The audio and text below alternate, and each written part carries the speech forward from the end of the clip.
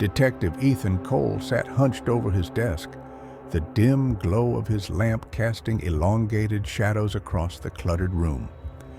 His fingers drummed rhythmically on the case file before him. Another disappearance, another day chasing phantoms. The pattern was unmistakable, a series of individuals vanishing along an ostensibly ordinary street. The oddity of it all gnawed at him, the eerie nature of the case growing with each new incident. Maria Sykes, a middle-aged woman out for her evening stroll, had been the first. Witnesses last saw her standing beside a peculiar road crack, a jagged fissure that snaked across the asphalt like a scar. Next was Claire Thompson, a college student who vanished under identical circumstances, standing by the same ominous crack. Then came Sarah Cruz, a retiree who had spent her entire life on this street. The pattern was undeniable. Ethan pored over the case notes repeatedly, a chilling hypothesis forming in his mind. This wasn't merely a pavement defect. The crack seemed to be the key, a portal to these unexplained disappearances. But why? What was the connection? He sighed, pushed his chair back, grabbed his coat, and headed to the street in question. The wind outside was biting, carrying an unnatural stillness that made the hairs on his neck stand on end.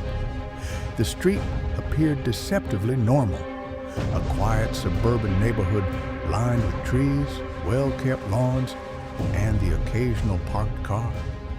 Yet, Ethan sensed an underlying wrongness, something beyond human comprehension. The crack awaited him, its presence almost palpable. It ran down the center of the street, a jagged line that seemed to pulse with a life of its own.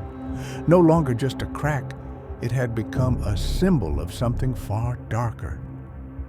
As Ethan stood there, the weight of the case pressing down on him, a wave of dizziness struck.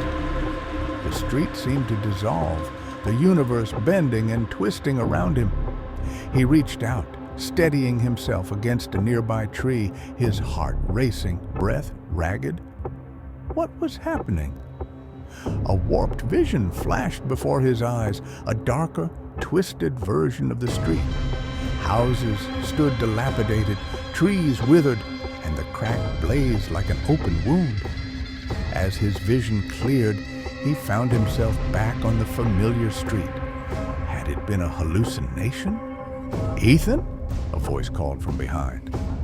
He turned to see Detective Jane Carter, his partner, approaching with concern etched on her face. "You okay?" she asked. "I'm fine," he replied, though his voice wavered. "Just felt lightheaded. There's something wrong with this place." Jane followed his gaze to the crack, her brow furrowing. "Isn't that where they all disappeared?" He nodded, thoughts racing. He hadn't shared his theory with anyone, fearing disbelief, but the truth was emerging. A failed government experiment decades ago had caused a rift, a tear in reality, now slowly consuming individuals into an alternate dimension. "I think we're dealing with more than just disappearances," Ethan murmured. "This crack is a gateway." Jane's eyes widened. A gateway? To where? Another dimension, and whatever's on the other side wants to pull us in. Fear flickered in her eyes, but she stood firm. "So, what do we do?" Ethan pondered, aware of the looming decision. If they didn't act, he might be the next victim. His name was already etched into the street's sinister history. "I need to go in," he declared. "I have to see what's on the other side. We have to stop this before it takes anyone else." As he moved toward the crack, Jane grabbed his arm. "No, Ethan, you don't know what's in there. You might not come back." He met her gaze, the weight of his choice heavy. This was his duty, to the victims, to the truth. and perhaps to his own salvation. Without another word, he stepped onto the crack. The world around him shattered. He plummeted into darkness, his body twisting as if gravity had lost meaning. A piercing hum filled his mind, his stomach lurching. Then, as abruptly as it began, it stopped. Ethan found himself in a distorted, dark version of the street. Houses stood as skeletal remains, windows shattered, devoid of life. Trees were twisted, dead. A thick fog clung to the air, cold and suffocating. Whispers echoed around him, unintelligible murmurs from unseen sources. He was no longer alone.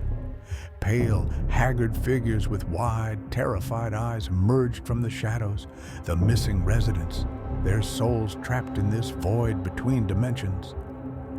"Help us," one rasped, voice cracking. A shiver ran through Ethan. He felt an obligation to these lost souls, but had no idea how to save them. The weight of his decision bore down, his mind racing. Could he mend the rift? What would it cost him?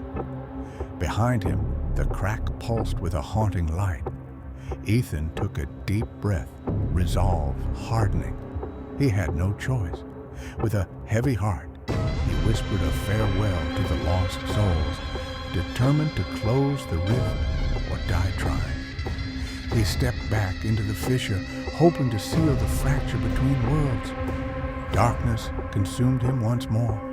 Voices screamed around him, some pleading, others filled with rage. His body felt weightless, caught in a void between realities. He reached out, struggling against the pull of the abyss, and felt something solid, Jane's hand. "Ethan!" she cried, gripping him tightly. "Come back!" With all his strength, he pushed forward.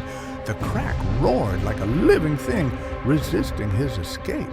Then, in an instant, the world reformed around him. He collapsed onto the pavement, gasping for breath. Jane knelt beside him, relief flooding her face.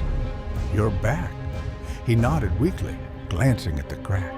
It was smaller now, the pulsating energy within it fading. "It's closing," Jane whispered. Ethan exhaled. "For now. But we need to make sure it never opens again." As they stood, the wind carried a final whisper from the other side, a plea, a warning, or perhaps a curse. Ethan didn't know. He only knew one thing: some doors should never be opened.